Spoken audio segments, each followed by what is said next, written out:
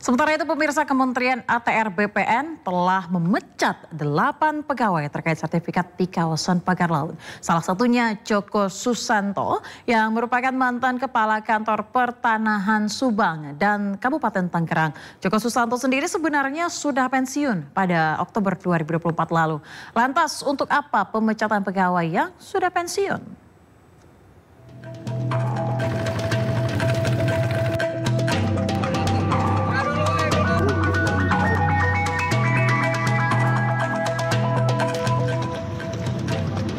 Persoalan pagar laut semakin meluas. Selain di perairan Tangerang, laut bersertifikat juga ditemukan di Subang, Jawa Barat. Sertifikat laut seluas 462 hektar dengan 307 bidang diterbitkan oleh ATR BPN Subang di tahun 2021. Penerbitan sertifikat merujuk pada peta zaman Belanda 1942. Ada time series history dari tahun 42 sampai dengan sekarang itu yang dulunya itu tidak ada kepala burung di Patimban, sekarang ada. Artinya segala sesuatu bisa terjadi, adanya tanah timbul dan sebagainya. Dan SOP itu sudah kita laksanakan semua.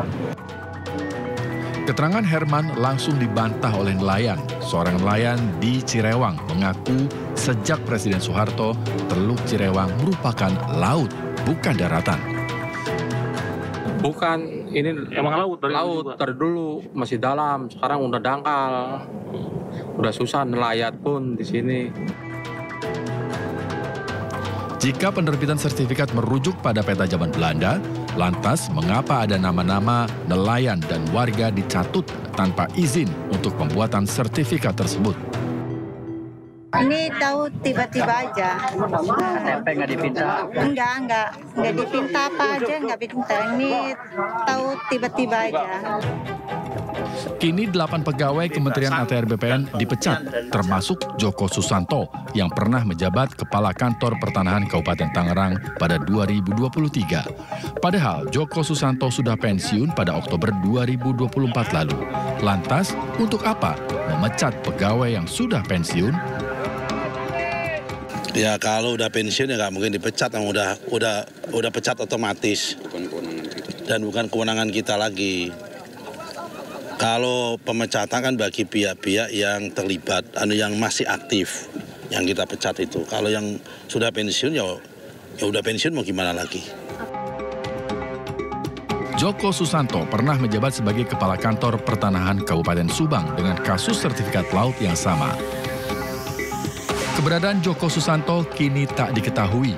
Joko Susanto diduga memiliki peran vital dalam penerbitan sertifikat laut baik di Subang maupun di Tangerang.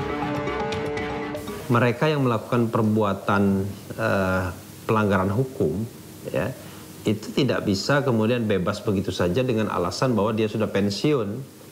Dia mungkin tidak bisa diberikan sanksi administratif oleh atasannya lagi, tetapi sanksi pidana masih tetap bisa dikenakan, misalnya diproses oleh pihak kepolisian misalnya. Penerbitan sertifikat laut harus terus dikawal bersama agar kasus ini dapat diusut tuntas. Aparat hukum harus berani mengambil langkah tegas kepada 8 orang yang telah diberi sanksi oleh Kementerian ATR BPN. Tim Liputan RCTI melaporkan.